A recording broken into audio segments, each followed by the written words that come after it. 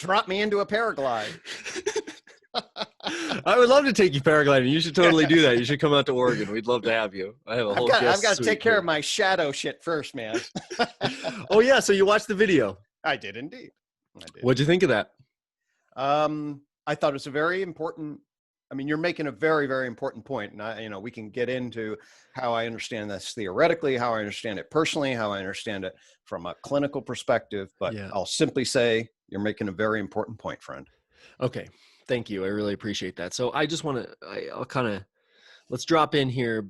I would love to kind of tell you where I'm at and what I'm trying to do with this, and maybe how I kind of came to it. And then I would love to get your insight on a number of these things, of which you have some important insights. And the blog post that you sent me about the core need is something that I want to include and transcend in this particular conversation as we dive into essentially why we paraglide, why people take risk, what the transformational power of risk is, and how to hold this, how to be in right relationship with this. Because essentially, I learned to paraglide 5 or 6 years ago.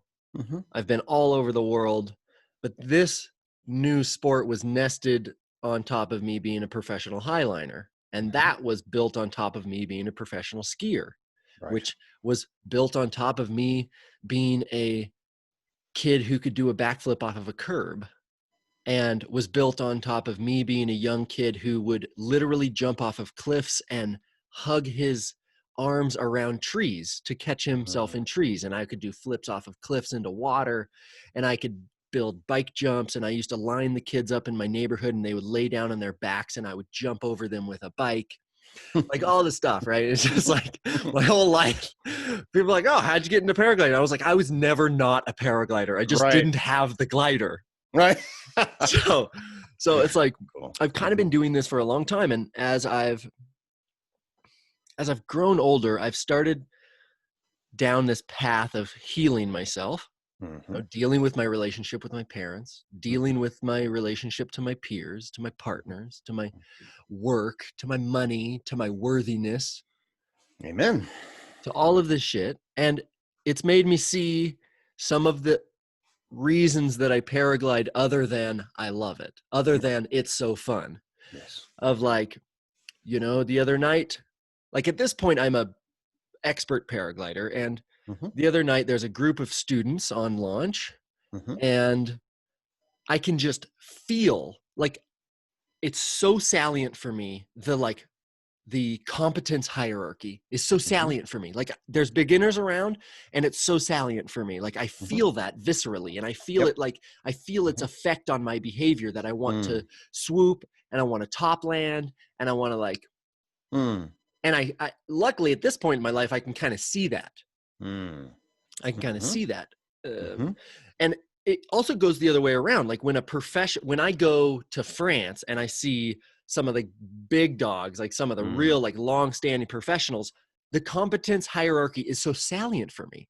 Yes. Okay. Like a couple of weeks ago, I went on a big trip to Washington and flew my biggest flights. I did 245 kilometers in a single flight, and I was flying with my friend Evan, and he is just like one of America's best.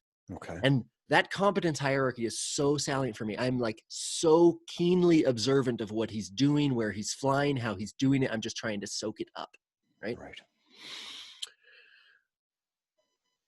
On the other end of that, with the beginners, is a much more dangerous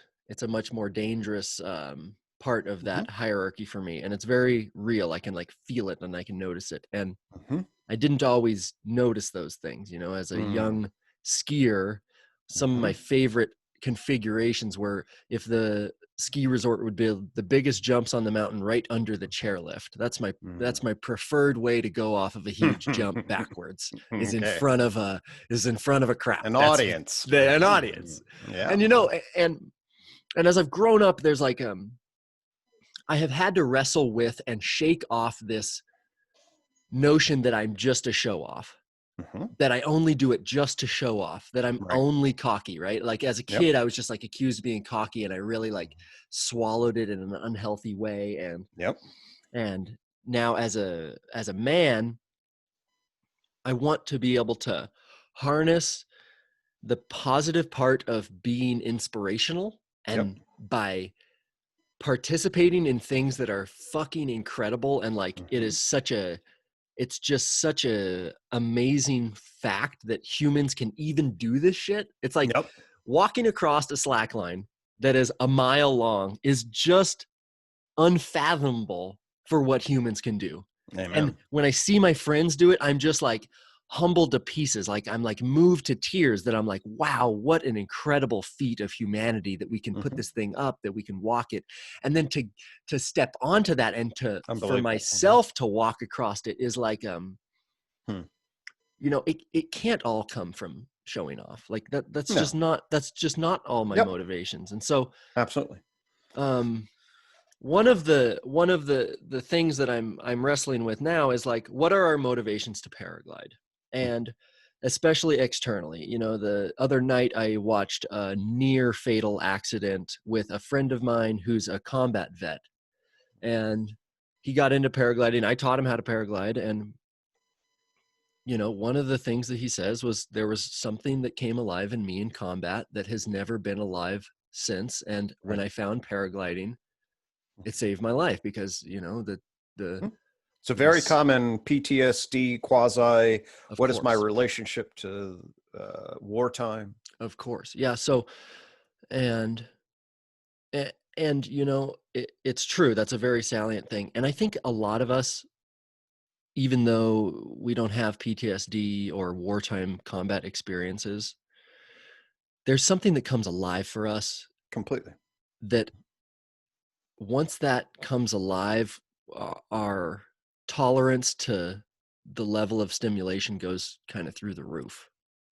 And it's like we kind of need that level of stimulation again to get that kind of aliveness out of ourselves. So I was talking with my friend yesterday. He's an instructor. I asked him if he has taught combat vets. He said he's taught a ton of combat vets.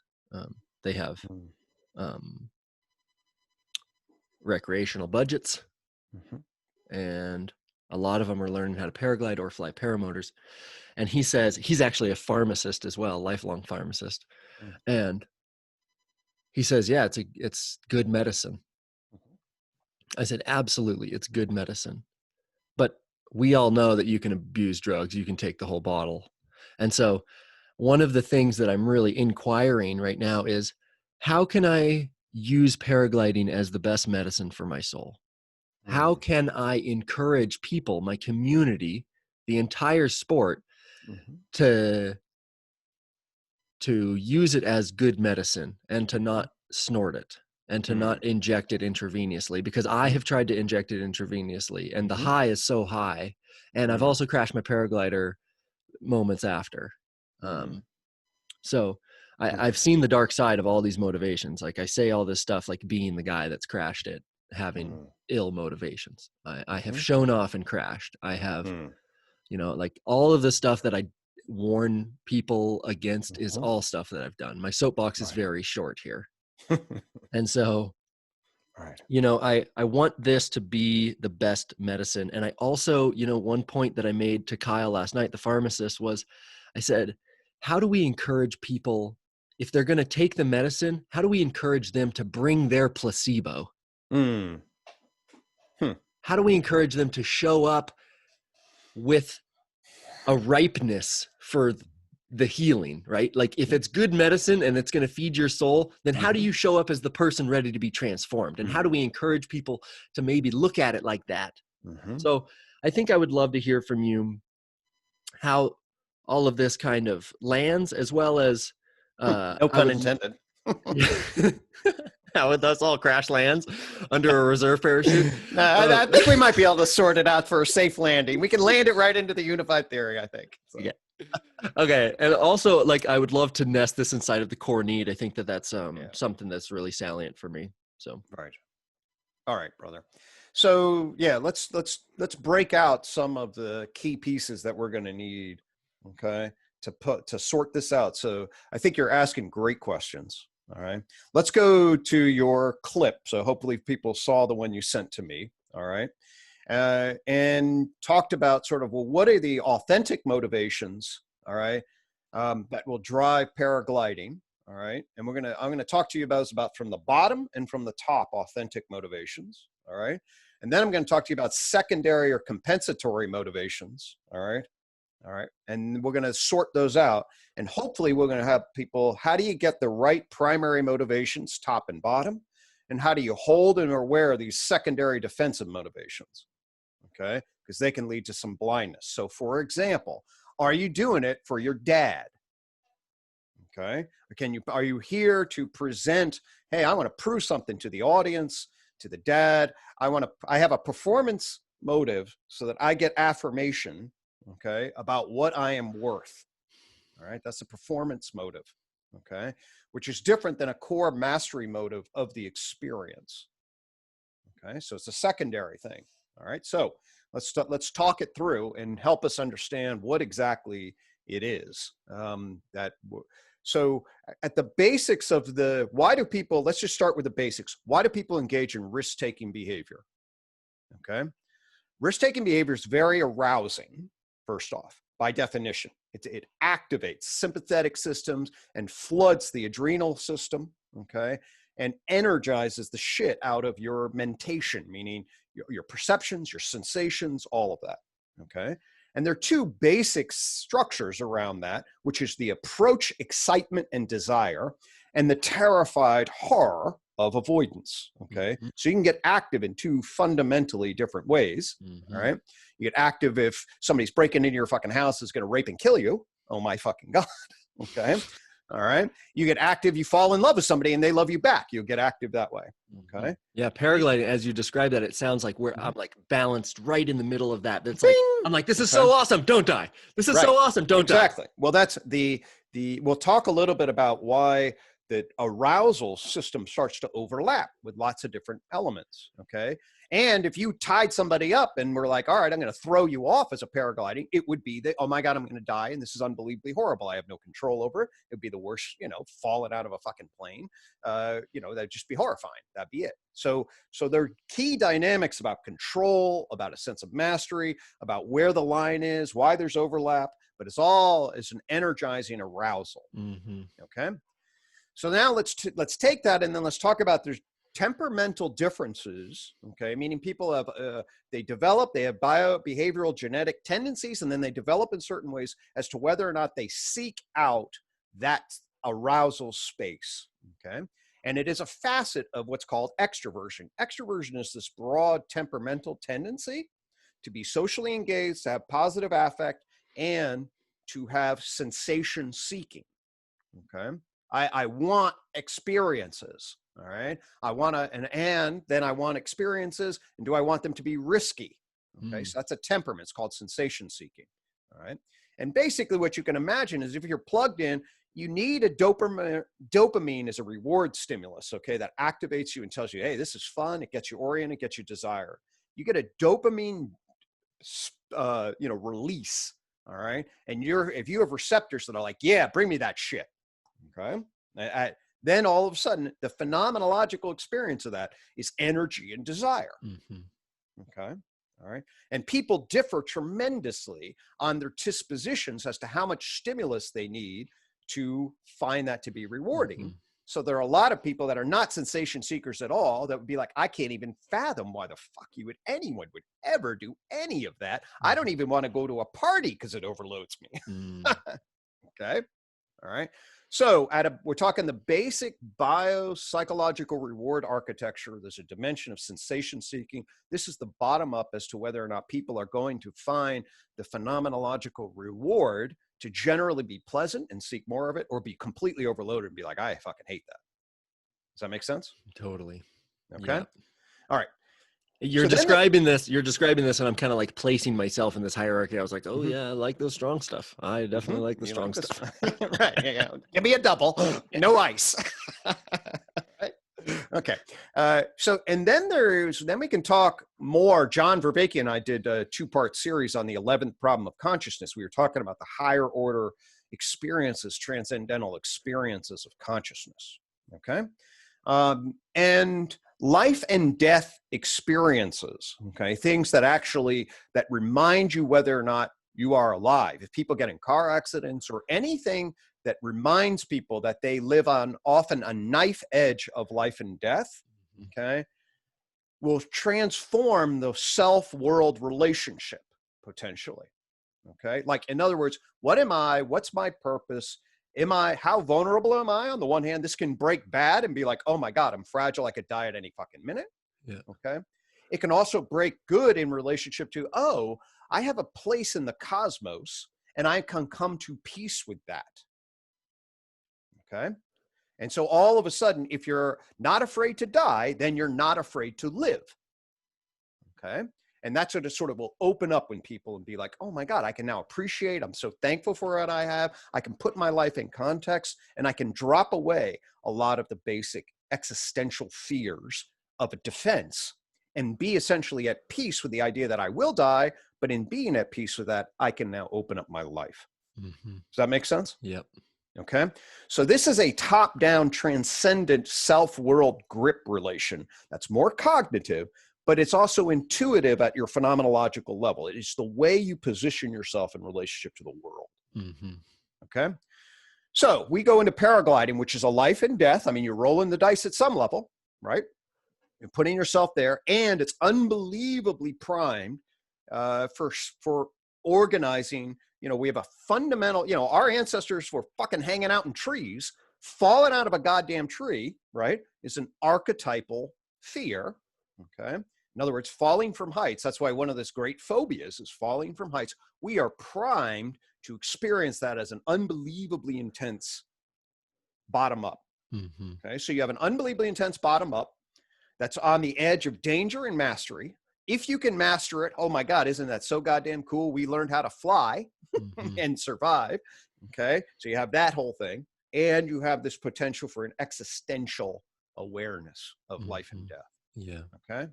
Yeah. That's one of the, that's like one of the deeper parts of paragliding, is to pull the analogy out of it, to pull the metaphor out of it, the meaning out of it that actually scales to life. Really, it's like more just life. Right. Right. You know, and there you are. You're putting your life at risk for something. What is that? What is going on? These are going to activate very deep questions, you know, for people. So that it's a wonderful existential exercise at multiple levels of your base sensory motor experience of explosion of holy shit, that's a rush. Okay. The awareness of your phenomenological grip on the world, how you make judgments and how you justify what you're doing. I mean, all of that stuff is wrapped up with huge cost benefit shit that makes it very, very intense and real. Wow. It's a lot of things wrapped up into why we do that. A lot of things, man. Yeah. You know? And that's just the paragliding. I haven't even talked to the social wounds and shadow shit. Yeah. Yeah. Okay. All right. So that's your relationship to the paraglide. If you were like in the world by yourself, and of course we're not, right? We are social beings in a social influence matrix inside our heart and in the actual relational world, connecting to the present and the past. Okay. So the social influence matrix means that you're embedded here. Yeah. I have a feeling system that's tracking my current relationship with you. And then I have a feeling system of my history, my parents. Okay. All right. And so I'll make an immediate self-disclosure here and see if this resonates with you. Okay. So when I was 1996, 1997, I thought I developed a unified theory of knowledge. Okay. And a core fear of mine is, do I only believe this so that I can prove to my father how smart I am? Okay. Does that resonate? Yes. Okay. Okay. Good. So you now can see, oh, Gregg dealt with the fucking, is this real? And am I doing this because it's real? Or am I doing it because I feel insecure, fundamentally related to the judgment of my father that I need to slay? This is the Oedipus issue. Okay. And conquer, defy, prove wrong so that my worth, my core relational value is taken from an insecure place to an established, competitively strong place. Mm-hmm. Okay. So notice how I have that structure too. It's just in a different domain. Mm-hmm. My dad's a PhD in history. Okay. So what my talents were, all right, and what my capacities and what my family valued, but you see the dynamic is very similar, right? Mm-hmm. Okay. So these are the ego dynamics, and we can deconstruct them, but they go right to the core of the need that we have to be known and valued, and our insecurity that maybe we're not. Mm-hmm.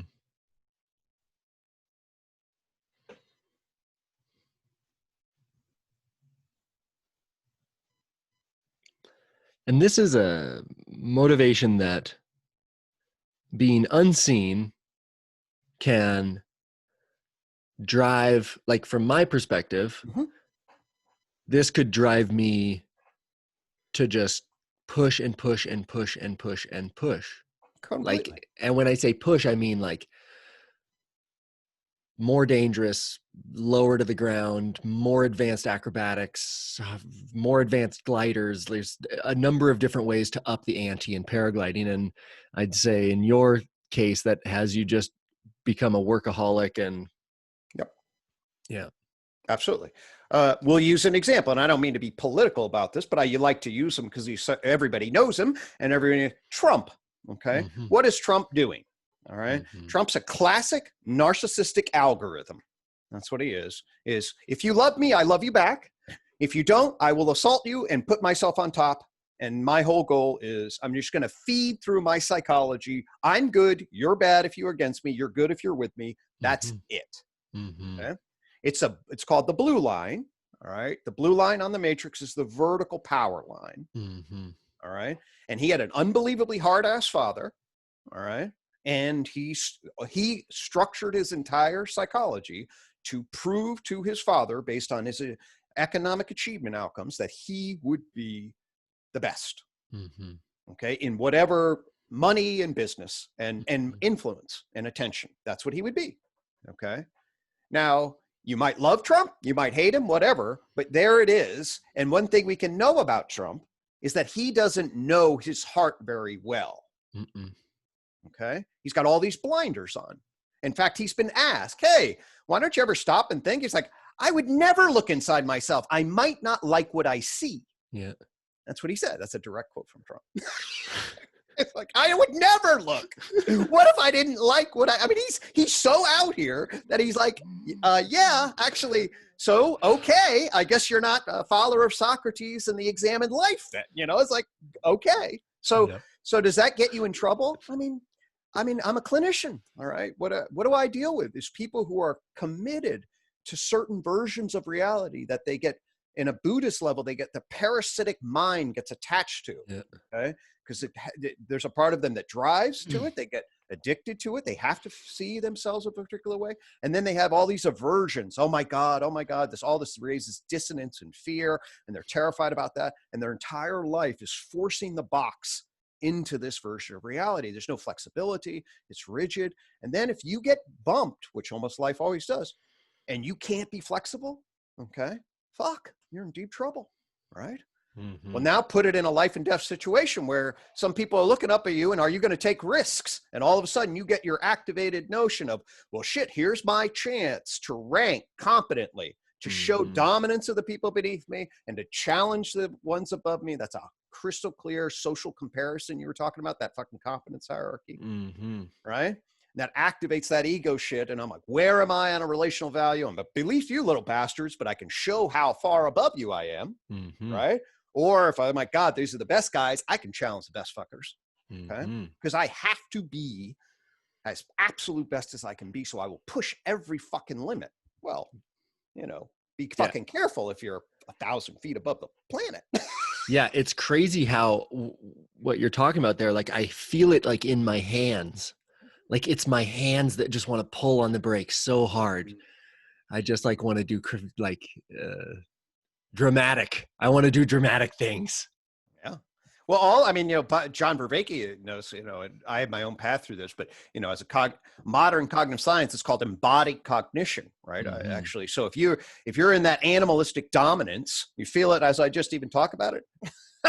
Yeah. Be in your face, grabbing her, grab the handles, do the thing, fists, it's a hyper, that's that hierarchy, man. And we are primed for that fucking thing, and it will drive us. And your point, I think you hit on it, really key is, well, fuck, if that's happening, then it filters out some really potentially key important variables. Like maybe you're not ready to do this, just like performance wise, I mean, mastery wise, it's like, you ain't ready. And if you're not ready and you're doing something that has unbelievable life and death consequences, well, holy fuck, that's a pretty big error to make. It is. And it's, that's very true. That's like, what is the physical competence, mastery? Like, what is your skill in reality? Mm-hmm. How does that line up to what might be going on? And furthermore, I think a lot of what's happening, or what I'm trying to speak into, is it's like paragliding that's out of context. Like there's none of this context that, okay, first of all, I'm trying to have my core need met. I'm trying to both prove to myself that I am capable, competent, and worthy. And I'm also trying to establish that feeling of my own self-security in social networks and relationships. And I think that what I'm seeing is that so much of that goes unseen that paragliding loses its context. And when I say it loses its context, I mean, with those really primary motivations being unseen, people aren't making the meaning out of it that they claim they would want. Like they say that they love it and that it's like good medicine, but in no way does it heal them. And it only makes them more frustrated when they land out, when they didn't have as long a flight or as high of a flight or as whatever of a flight. They don't contextualize it in regards to their family. So my friend nearly killed himself the other night in front of his girlfriend. And I'm like, or in front of his wife, actually. And I'm like, hey, like, you might want to contextualize paragliding instead of contextualizing it in terms of your healing or in terms of your, like, it being medicine for your PTSD. You might want to contextualize your paragliding in terms of your marriage. No doubt. And so, I don't know, I guess I'm still trying to weed through, like, how to best guide this for myself and others, because obviously, like, it's like a really loud blaring alarm that, like, there's something totally wrong and I'm not totally sure how to fix it or like how to organize it in myself. But I have moments of clarity where I'm like, okay, if you fly with this particular motivation, like in the video I made the analogy that it's like it's the child that wants to be seen and acknowledged and be the best and be dominant and all these things. Like if that person is holding the brakes of the paraglider, it can be quite dazzling sometimes, and it is also opens you up to be like, it opens me up to die with futility. Because if I'm really like, if I'm out there and I'm really like centered and I'm braving the elements and I'm one with the atmosphere and, you know, like the lightning strikes and thing, and I go in, it's like, it's one thing. But if I'm just like desperately needing to be seen and acknowledged and affirmed and I'm showing off and I die like that, like that's actually my fear. Right. Like, dying paragliding is dying paragliding is like split into two categories for me. It's like one, dying like an asshole because you're trying to show off because you're being an asshole, or like dying because you're a fucking adventurer. Right. Okay. It's different. Right. So so the way I would describe that, okay, is one, dying, when you say dying like an asshole, it means it's channeled through your defensive self. Okay. Versus channeled through your true self. All right. So the defensive, so let's go back to paragliding, because this is actually the earliest thing that sort of, if you go into what's called performance, achievement motivation, okay, achievement is when you're trying to perform on something, all right? And the psychologists that look at this say, well, okay, well, what drives people to achieve, all right? And there are two, and you basically, the most basic motivational system that you can put on this called a 2x2, okay? 2x2 means there's two different dimensions. The first is the basic distinction of motivation, which is approach, okay? That's a positive energy. You have goal states that you want to achieve. Okay, these are the things. And avoid. These are the goal states you want to avoid. Okay, so approach, avoid, that's one. For us, more relevant to what we're talking about, there's mastery, okay? That you are in a participatory relation to whatever you're trying to do, and you're trying to find the edge of what you're trying to do it, and you are engaged in this for the right reasons, because it's a behavioral investment calling for you to achieve mastery, and it fits with your participatory core identity. Okay, so now I'm going to engage in that. All right, that feels good. You know, that's sort of the approach mastery. And of course, I don't want to fuck up, but I am there because this is an extension of me. All right, and what I am, it's what my fucking calling is. All right. Then the other is what we've been talking about, is performance. That's the social judgment that I make of myself, or other people make of me for my secondary needs of social influence, dominance, power, love, freedom, whatever the social motive is, usually tied to some relational need of self or important other. So I'm going to show the image that I have of my father, how smart I am, or how tough I am.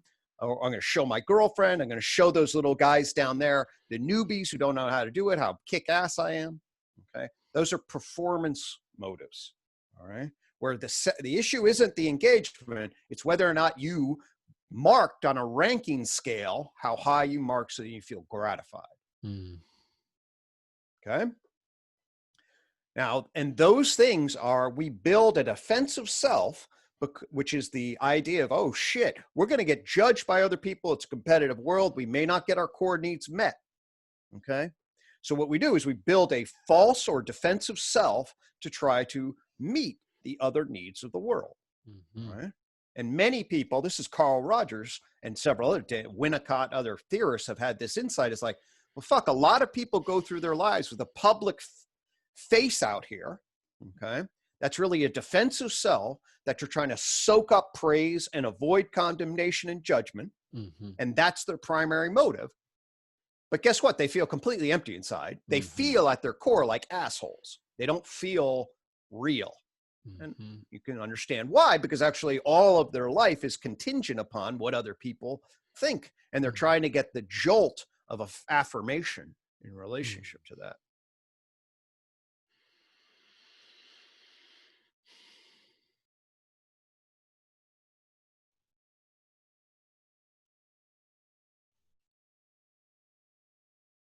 So I guess what comes up for me there is like, as a clinician, how do you encourage someone to sift through these motivations, and or how do we find our motivations at all? Good. Yeah. I mean, this is right. So this is, what is psychotherapy? But psychotherapy is a process where you sort of sit in, all of a sudden you start to get curious about your life and your life story, and what are the parts of you, and what are the parts of you that tick, and then what's really, what are the real contingencies here, okay, that are really driving me, and so now you start asking the questions, and ideally, and in fact, the whole therapeutic relationship is, well, I am going to hold an environment for you that's unconditional positive regard.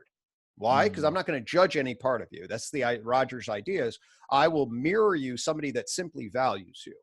Whatever's in there, we will value it because I have faith, okay, that there's a core of that's called the organismic valuing process that will, if it's given the right context, find the way to be authentic and to be harmonized in the relational world. That's at least that's the hope, okay?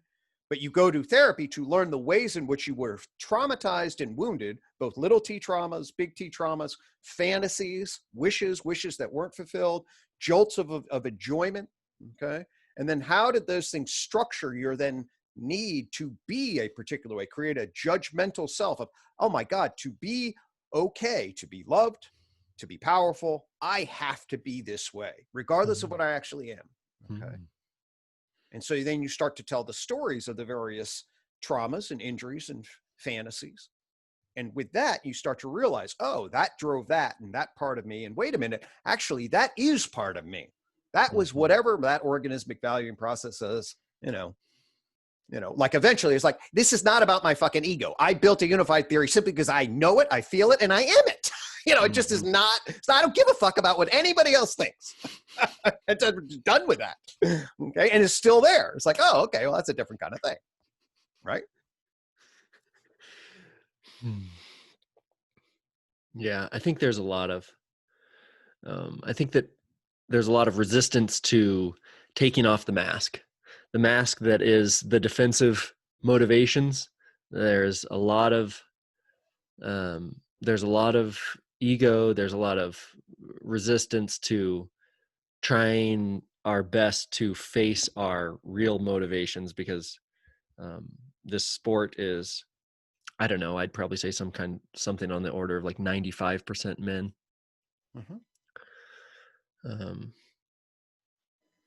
Right. And keep in mind that, think about what we have to do in psychotherapy to set that up. First off, men rarely come into psychotherapy. Okay. If we're talking about men. All right. The image status dynamic in men is unbelievably huge. All right. And I'll tell you, it takes a hell of a lot of work to get to a place where somebody's even going to start to look at themselves and own themselves this way. All right. So be aware that it would be hard as a paraglider to set it up and ensure that everyone's going to, you want to set the context, right? Yeah. It's like, well, okay. But these structures are built across a lifetime.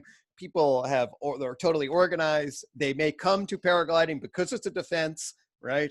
And good luck. We can have these ideas, but it's not like you would then be in a position to be like, oh, I know how to help people undo that and then create the right context instantaneously, because they don't. Yeah. So it's an uphill battle. It's an uphill battle. It's a big ask. It's a big ask. Right. And so, we don't know. It takes people to get the goddamn doctor to have some sense of how the hell to do it in a therapy room. Well, I'm not going to get a doctorate. I'm definitely not going to get a doctorate, but I do feel called. I do feel called to at least start the conversation, and that video, that video that you saw on YouTube, the vulnerability that I felt uploading that, and the amount of time that it took to muster the courage to have that kind of conversation, to switch from, hey, I'm a professional paraglide pilot and I'm really good, and check me out. This is how good I am. I will teach you how to do it. That's how good I am. To, hey, I might be paragliding to cover up some shit, and you might be too. So I'm so surprised that those two videos that I've made, the philosophy of paragliding and the other one, before you kill yourself paragliding, they're my most viewed videos just instantly. So listen, man, I first off, you took courage, but it was authentic and it was brilliant and beautiful, and so good to have an athletic man stand up. And all I'm here to tell you, people, is this is how we're fucking built. I'm sorry. That's, it's like, you're just dawning on you. For those of us that live in the psychology world, it's like, you're just dawning on yourself how you're built. So if you don't think you have a public face, you just aren't paying attention. That's how defended your ass is. That's not like a debate. That's like, I know you exactly about where you are. If you're like, oh, that's not me. It's like, oh, well, not only is it not you, we're not even at a place to talk about it being you. That's how much it is. Like, oh, that's right. These, like you said, these things are built on a lifetime, and that's right. They are built on an unexamined lifetime. And then you turn 30, you crash your paraglider, and it, if you're lucky, the light turns on and you're like, oh, maybe there's some cobwebs here and there's some looking that we got to do. And that's, and I think that, I guess one of my deepest hopes and or fantasies is that I could use paragliding as an analogy for the examined life, that you could look at your motivations in paragliding, and that would actually improve your relationship with your wife and your family, your work, your worth, yourself, all of these things. I think that is, one of my one of I my think it's a deeper beautiful thing. motivations there. Yeah, and I think you're listen, you have clearly a philosophical bent. You have lots of good insights. You're unbelievably intense on this. You can self-reflect. You're a guy that's willing to come out and say this shit. You're doing it, man. That's exactly, that's you're entering into the four-way of waking up. And all I'll say is that, you're absolutely right. And from where I'm sitting, this isn't really about paragliding. Okay. This is about the human fucking condition. All right. This is the entire globe. And whether you're hiding in your room or whether you're jumping off a goddamn plane, chances are it's actually the same inverse of the exact same fucking dynamics. Yeah. Okay. We all have to come to terms with our heart, our head, our public image, how we've been construed a particular way. And if we're going to actually undo it and be authentic with ourselves and each other, these are the processes. Yeah. So that's like authentic paragliding. What might authentic paragliding look like? That's a big question. What if I was authentically paragliding, what would my motivations look like? What would my practice look like? I've been ruminating on this thing. I've been kind of writing about it, and I want to make a video called the Paragliding Prayer, which aviation in general is very procedural. If you're going to get into a plane, you have mandated a certain set of procedures. Yep. And paragliding, we don't have that. Paragliding, we are the cowboys of the sky, and we can pretty much do whatever we want. But I'm not so interested in creating a checklist for your harness and your buckles and thing. I actually want to create some kind of checklist that imbues as much meaning, reverence, and presence into your paragliding as possible before you launch. So that if you launch off the mountain hoping to fly 7 hours and you fly 7 minutes, that you're not just a confused, wrecked ball of emotion and frustration, but rather that you're actually actively trying to take the meaning that the universe has given you on that day, and you're trying to integrate it into yourself with humility. And this is I think it's the more I think about it, it's actually not like something that I write for people. It's actually an activity where I use an example and encourage people to write their own paragliding prayer so that they can imbue as much meaning into it as they can and as they will. That's right. That's because right. it's such a transformational sport. And so I think I'd love to come around here on what is on my last talk with Vervaeke, he just mentioned in passing something, just the transformational power of risk. And so it piqued my interest. But as you know, with Vervaeke, he drops so many bombs of wisdom just in such rapid succession that you got to be like hot on your feet. And so that one was one that passed me by. So I would love to hear, just like psychologically, the transformational power of risk. I would love to understand both the authentic and the defensive. Yeah. Okay. Well, let's talk a little bit about that. All right. So when Vervaeke was talking about the transformational power of risk, what did you hear or what did you intuit? We can start there and then maybe elaborate on what may happen to people around risk. When we talk about trauma and risk that's taken like with control, risk that happens to people out of their control, and then the meaning making that happens after. Okay, so these are all going to be the parts of it.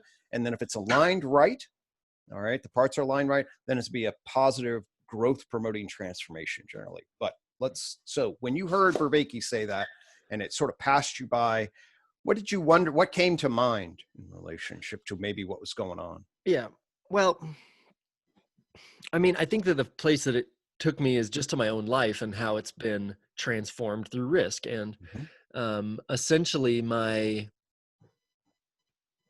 I was 12, I did my first backflip on skis. And there's this incredible experience of being afraid of something, yet knowing, or at least believing that you can do it. Yep. And then mustering the courage to actually meddle that belief against reality. Brilliant. And there's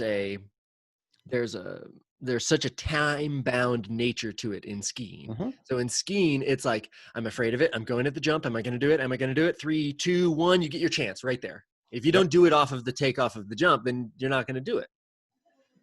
So there's this like acute moment for that. And on the other side of that, it's so clear, crash or land. Mm-hmm. And then there's, the spectrum of how well you perform that in the air. This was the first sport that really captured me. Mm-hmm. And it was this, I don't know, it's almost like I don't know, it felt like all of life just condensed, all of growth condensed. It's like, do you believe you can? Is it physically possible in the real world? And then let's see it. Totally. And then it's like crash or land. And then I get into highlining, which takes that crash or land thing and it extends it out over an hour instead of an acute instant. You have to balance and maintain your mental state and your balance for an hour at a time. And then in paragliding, it's like it might be 7 hours at a time that you have to do this. So I think that initially it was a very acute thing. It was like crash or land. And then as I've gotten older, it seems like it's gotten a lot longer. But I see this, the ways in which the risk itself has been transformational because it's something, I don't know, it's like, I can see it as my own self-worth.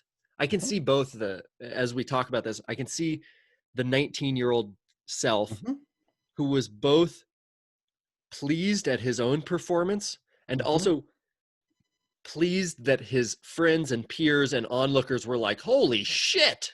Right? Yeah. So, and let's face it, they overlap, but you can see, okay, so right, they overlap. So it's not like, but you can feel the energy. All right. So you have, if we were just going to stay with the humanistic model, because I think you have this organismic growth process, okay, that's seeking its potential. All right. At some level. So it has this intuition that it has this potential. And then it faces an existential crisis between existential anxiety. Existential anxiety is I'm going to try something, bad shit's going to happen. So you want to avoid. Okay. Or existential regret, which means, oh my God, because I'm afraid, then I'm not going to do it and I'm going to constrain myself, okay, to avoid the bad shit from happening. When you get fearful, okay, then you say, so I say, oh, for me, I'm not a huge risk taker, but I remember, like if I'm in high school, I'm going to go ask this girl out. Okay. All right. And then I have the idea. She might say yes. Okay. But she then may say no. All right. Crash or land. Okay. Crash or land. Exactly. I go over there. And since I got crashed a couple of times, I got hurt early, 15, 16. First 4 girls I asked out. No. Okay. So I crashed. And then all of a sudden it was like, nope, I'm not doing that anymore. Fuck that. Yeah. Okay. So what happened in that instance is you get injured, then you restrain, and then you're like, oh, I don't feel competent. Okay. And then you carry that insecurity with you. So you then and then you're sort of like, then you're defensive and then you're stunted. God, I had so much more fucking potential. Okay. So that's one growth path. All right. Where you get hurt a little bit and then you restrain and then you get stuck with existential regret. All right. Now let's talk about what happens when it goes well and you confront your existential anxiety. You take the risk of the possible damage, but you hit where you are. The girl says yes, you land the fucking skis, right? And then you explode out into that potential. You feel the mastery of it. You feel your expanding of your horizons and you feel the growth.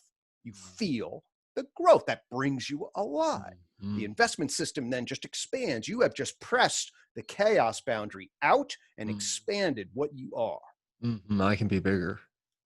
Fuck yeah. And there's a true felt sense of that. There's also then the social dynamic. It's all tied up. It's quasi-separable, but overlapping.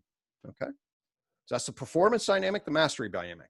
And then when that speaks to your heart, when you're like in flow with that, then that feels that true self is in harmony, that participatory harmony with investing in the world and growing in the world and increasing mastery and pushing the fucking edge.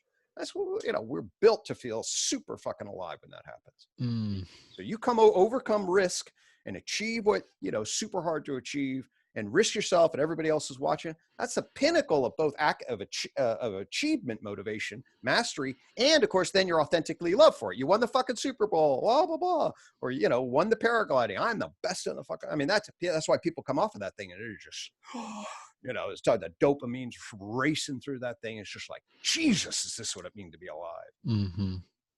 Mm-hmm. Yeah.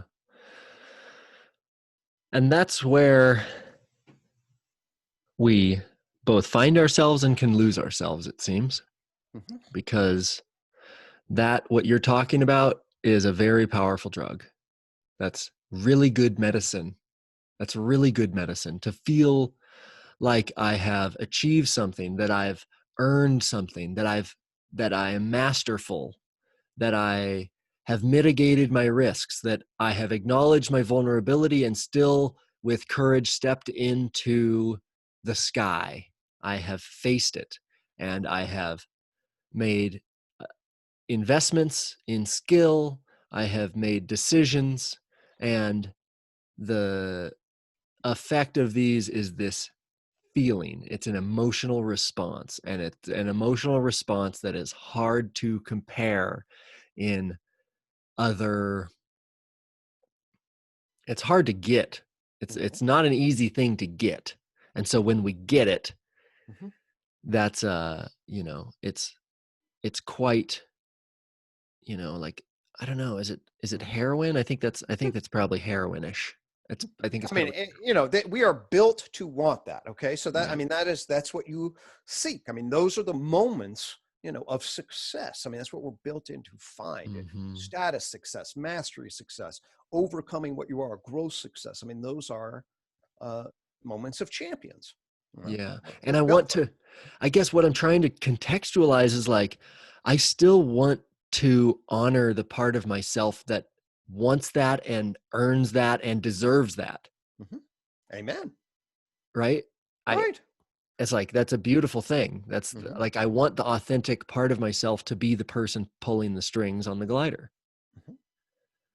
And, you know, like in my video, I said that I didn't want to shame the part of me that had some kind of defensive compensation of my worth in paragliding. It wasn't that I needed to shame it or kill it or get rid of it, but I just want to keep it in the back seat from pulling the strings. Because if it pulls the strings, like I don't want to die with that person flying. The authentic me, the really present, reverent, grateful part of me that feels worthy and doesn't need to do it because I gotta, like, you know, show my dad what I'm capable of. I don't want to die flying as that character. Right. And so, yeah, I guess most of it, like as we talk about it, most of it is me trying to acknowledge both of these characters that are trying to fight tug of war over who gets to fly the paraglider, right? And how to acknowledge the defensive and like soothe him so that he'll just sleep in the back seat and gladly come along for the ride while the adult flies the paraglider. Amen. Yeah. So it's a big question, right? Right. And so now you're on the path of growth. You're recognizing these two characters, right? That's the first thing, awareness, accepting that you're going to have them. I'll tell you that they do overlap some, but you can, with shining the flashlight, you can say, oh, okay. You know? So for, you know, I'll bring it back to me. You know, I still am on listservs all the time. Okay. But when I was younger, you know, in my mid-20s, I'd be on a listserv. You know, I'm in this academic world. Okay. So you're in a listserv, 200 academics. I'm a postdoc. You know, I start posting shit.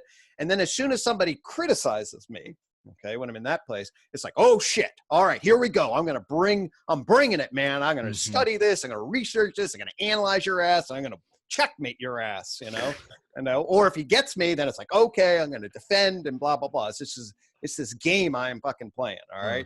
Who can justify, you know, I mean, now I'm on a listserv. If somebody criticizes my ass, I don't give a fuck. I'm out of there. You know, like, whatever, dude, you know, right? Maturation. Like, you believe whatever the hell you want. I don't care. You know, it's like, Right. So, right. Exactly. You see that? So you can look back at me and be like, oh, Gregg was really moving through his other ego there, And when you're 15 and I was 25 here, it's growing. And when you're 50, you get to, the developmental process allows you, I believe if you're aware of it, and it's also, there's a natural element here that allows you to separate, that allows you to reconcile. If you can overcome some of the traumas, I went through some therapeutic processes where I hadn't done it at that point, what my dad meant to me and all that, and I love my dad, by the way, for clarity. I mean, we have a good relationship, but his judgment of me and my intellect, that was part of my ego. Okay. So what I'm saying is I think it's a lifelong journey, and it's not done perfectly.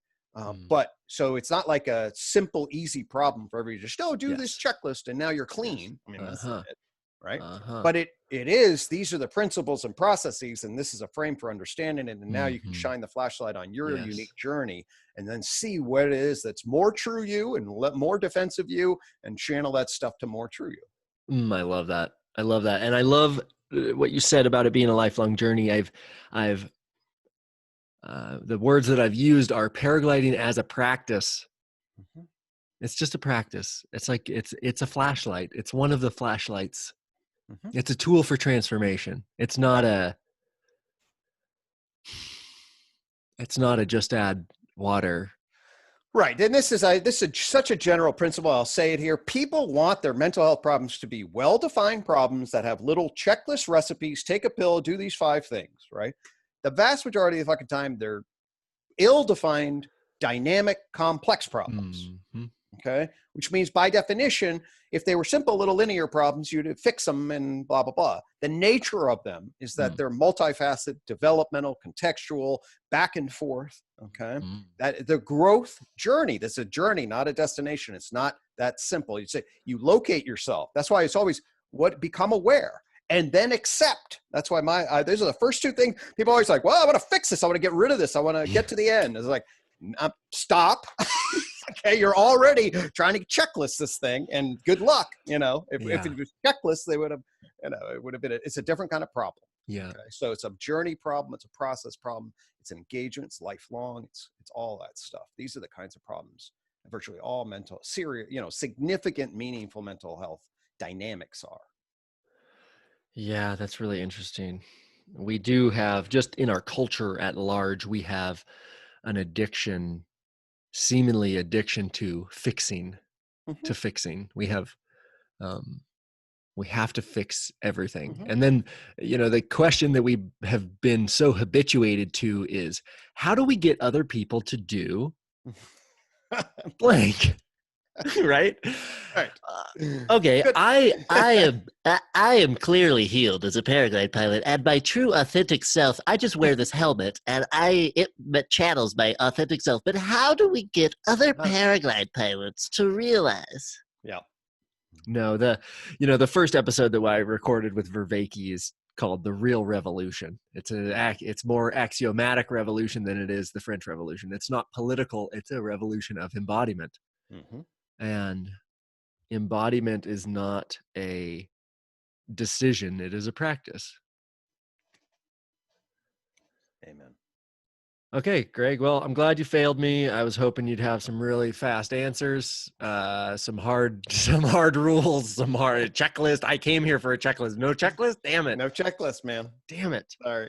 No, I think that's really helpful, though, is just understanding that the problem is not something to be fixed.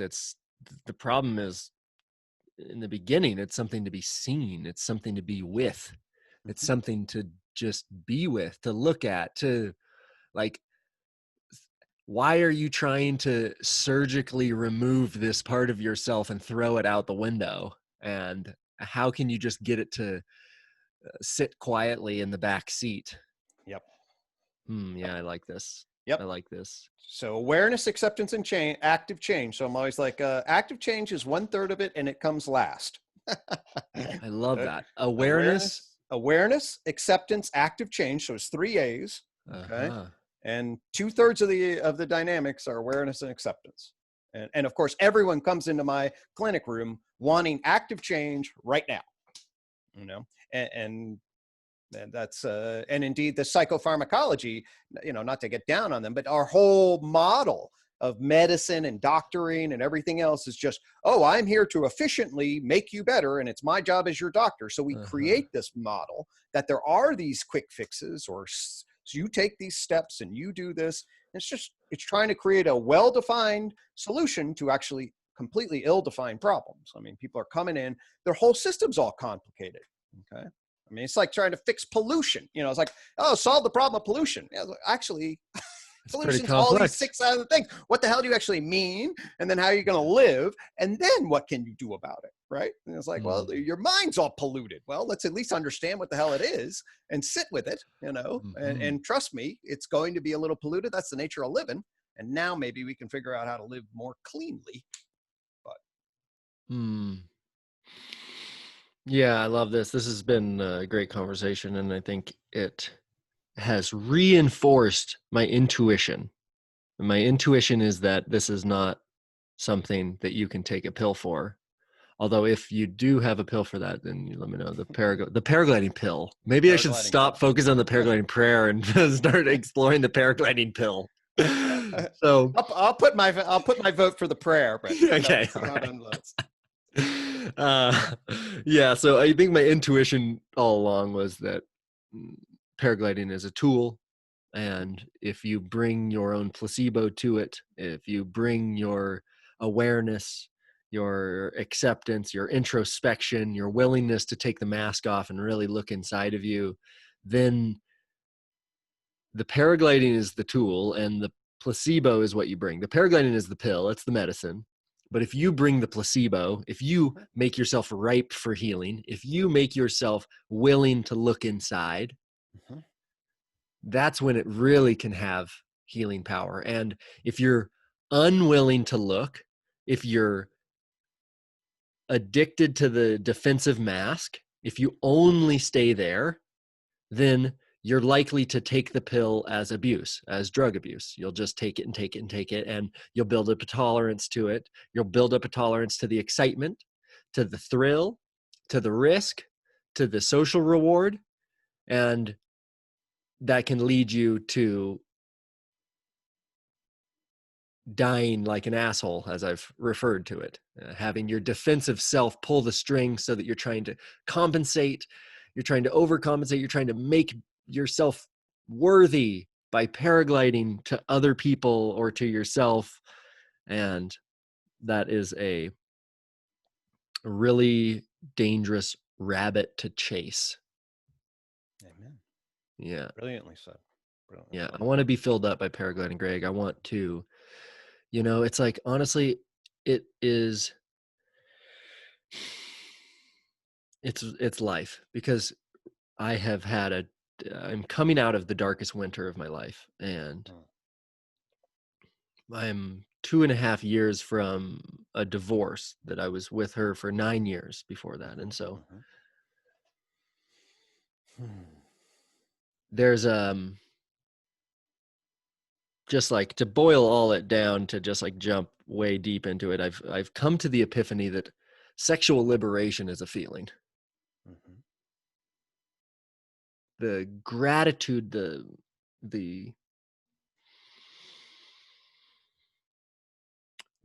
resolve, like, I have my best friend Daniel. He is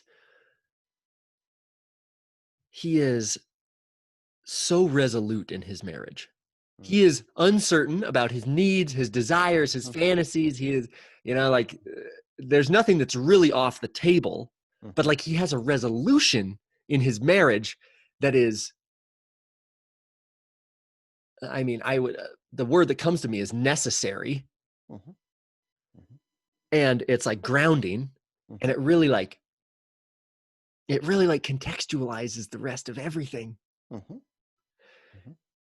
And so I want this, I want this feeling of sexual liberation. I want this feeling of like relational liberation, that my relationships don't feel like they entrap me, that they feel like they feed me. And I want my relationship to paragliding to be the same way, that it feeds me, it fills me up, that I create meaning from it, that I can create some semblance of identity, that, you know, all these different things that I am trying, like these building blocks for myself that I'm trying to create bricks of using the mud of paragliding. And I see around me, not that I'm doing it right and they're doing it wrong, but it's like there's ways that I've seen in myself and I see around me that people are trying to build with just the mud. They're just trying to stack up the mud of paragliding. They're just like trying to add flight hours, but they're actually not putting it into a brick so that they can build up themselves. They're actually not thinking about building anything. They're just kind of eating. They're just eating, eating, and they have no metabolism. It's not being digested. It's not turning into something that is growing and building. And so, and I don't want to die overeating. I don't want to just die shoveling it into my face. And I think at the end of the day, Gregg, as I say this out loud, I think one of the things that I need is to be able to justify this level of risk while I feel like I have a gift to give to the world, that if I die, I lose the opportunity to give. Okay, so I feel like I would be a great father. So I feel like that's part of my future. I feel like I would be a great partner and a great friend and a public intellectual and a, you know, somebody to spar with and to have fun with and to create meaning and to bring joy. And there's like all these gifts that I have that I want to give, that at some point in my maturation, I look at my paragliding and I see it as vulnerability for my entire thing. And at the same time, the other side of the scale is that this thing feeds me, this thing makes me, this thing is like my whole life has been based on these like really dangerous things that I have developed a way to keep myself safe. I mean, I have been relatively uninjured my entire career, knock on wood, and thank God. And so I'm balancing this like justification in myself that like, okay, I love to do this, but if I don't make it really fucking work, then I can't take this risk, man. Like I cannot take this risk. And like, I got to live my full life. But if I'm just out there, just trying to eat processed sugar in the form of paragliding, that's just going to give me these little spikes. And it's not building my spiritual body. It's not building me up as a man and building me up into maturation and you know, a level of personhood that I really desire. Then I can't justify it. So there is a big part of this inquiry that's just me trying to justify my own risk taking. Because I used to justify it in a lot of different ways. And I mean, realistically, the younger version of myself didn't have to justify it at all. People would see it and be like, holy shit, what? That's enough justification right there. How do you do that? And I'm like, I feel, you know, like, I'm going, ding, got it. So now as I get a little bit older, I'm like having to justify these things a little bit differently. And I want to, you know, I don't want to stop. And I also am getting more comfortable with the reality that I could stop. I could give my gift. I could feel fulfilled in other ways that aren't so risky. And I also, the other side of that is that I want to convince myself that if I'm really there, if I'm really authentic, that I can mitigate the risk in a reasonable way. Just like thousands and thousands of paraglide pilots who have lived entire careers without getting hurt by making good decisions and flying within their realm of competence. So yeah, there's a brilliant. Yep. So, okay. A couple of things here that I'll offer. So now this level is the question of authentic justification versus rationalizing. Okay.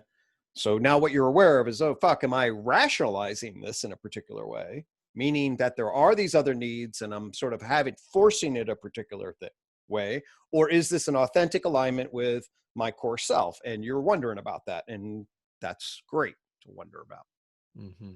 Okay. So so now you're seeing, oh, there's this justifying mind I have. Yep. No shit. Yep. That's part of the whole dynamic we live with. All right. Yep. And then it can be a rationalizing defensive bullshit mind. And it actually can be good at giving authentic reasons. And it's not always clear. And you just have to wonder about that. So your awareness of that's great. Okay. The second thing I'll say is that be aware also that while we want to be our true selves, okay, and we have all of these potentials, we have one self to live, and life will constrain those selves. Of course. Obviously. Okay. So we make sacrifices. Mm-hmm. Good luck on living every one of your true self fantasy lives. Mm-hmm. Okay. Sometimes you're like, all right, yeah, I'm going to constrain this part of me. I'm going to compromise here. I'm going to bullshit this with some of my friends because it doesn't feel authentic. But what other option do I have? I'm constrained here in a particular way. You know? So there are real life adaptive constraints that don't always align. And if it's always like, oh, I'm just going to do my organismic valuing process. Well, the long-term consequences of that don't always work out so great. Yeah. Okay. So there's all this shit. That's why it's so goddamn complicated. It's a lot. And that's why every path is a journey and navigating and doing the best for the short and long term and ultimate arc of your life and relation. That's and some of you are going to have some regrets, and some, girls say no and shit happens, so that's the living the good life is actually engaging in all of that. It's the process and the journey of engaging in all that. Yeah. It's the far side of taking your mask off. Yeah. So I guess maybe that is an actionable thing that is kind of like clarifying as to direction here for me is, I like the two first steps of the Calm MO. It's the curiosity, it's the awareness, and then it's the acceptance. The awareness and the acceptance are both on the far side of taking your mask off. They are both on the far side of losing face, right? I don't know if the video that you watched explained that. I watched a girl crash the other night. I rushed down to her, and the first thing she does is she tries to save face. Right. And it was I almost had like an allergic reaction to that. Right. Well, be aware when people get traumatized, 4 things can happen to them. Okay. They'll freeze, they'll freak out and get angry and rageful. They'll run away, and they'll get fawning. Okay. Fawning is, oh my God, I didn't mean this to happen. I'm okay. No problem. All right. So it can be, I did hear that. And I just want you, that people are in quasi shock and they regress. So this is a submissive, defensive regression automatic where you're just like, oh, I'm okay. Okay. When actually your fucking leg might be broken in half. Right. All right. So what I would, as a clinician, what I would tell you is what I would do if I was there. All right. Is immediately assess whether or not she's in shock and whether the fawning behavior is basically a regression program that she's in the midst of, or whether she actually is conscious about what she's doing. And this is indicative of a public self-image management way of being. So clinically, you'd have to make a distinction between those two because I treat her differently in those ways. Well, thank you. I appreciate that reflection on my clinical self. And I think that there was something there that, as you say that, I think about how I assessed her. I've known her. And so I think I have just a little bit of background. And I also was observing her that day.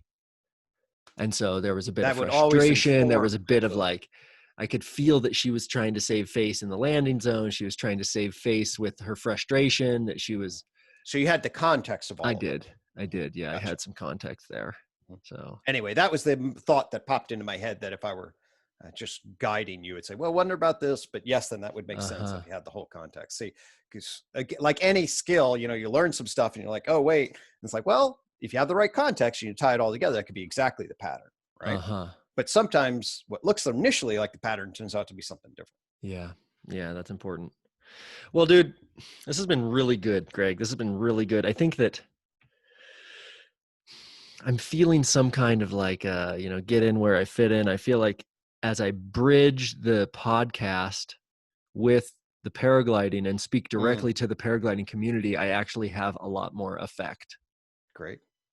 And so I really appreciate. I love that, by the way, because this is, I mean, I'm stepping outside the academy because the academy is this damn cloistered thing. They're all blue churched anyway. All right. So the idea that you are connecting to some of us, and some of us are academics like me and John, are starting to step outside. And then if we can actually create a beeline into various communities, Yes. right, through like you into paragliding, and build that bridge, that's ultimately where the goddamn change of the 21st century has to happen. So that's super. I love that. I love that. And I think that the paragliding community globally is incredibly potent. We are affluent, we are intelligent, we are risk-taking, we are deep thinkers, deeply observant. We're a very potent community. And so that makes sense. You'd be right on the top leading edge of culture out there. That's right, baby. Fucking A. That's so right. Great. That's a wonderful conduit then. So keep doing that. It's a beautiful place for you to be. Great. Thanks so much. I really appreciate that. Let's do it again soon. I'll talk to you in 4 weeks or something. You know where to find me. I know, buddy. Yeah, I really appreciate your time. All right, man. Love you, Greg. See you later, man. Take care.